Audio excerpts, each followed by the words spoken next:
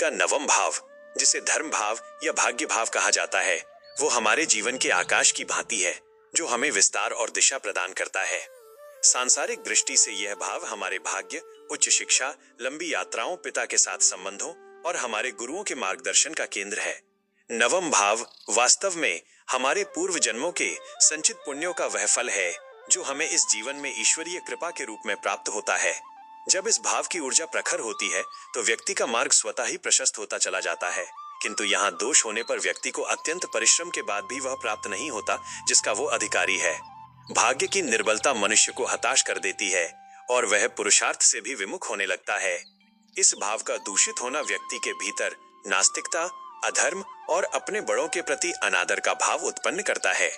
ऐसा व्यक्ति अपने गुरुओं और पिता के मार्गदर्शन को बोझ समझने लगता है, जिससे उसके जीवन से कल्याणकारी ऊर्जा का ह्रास होने लगता है।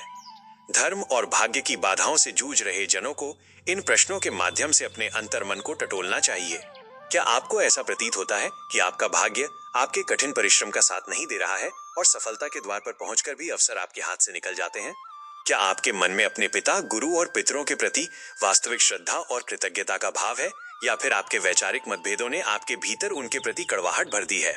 क्या आपका धर्म केवल कुछ कर्म कांडों और बाहरी दिखावे तक सीमित है, या आप वास्तव में नैतिकता, सत्य और न्याय के मार्ग पर चलने का संकल्प रखते हैं?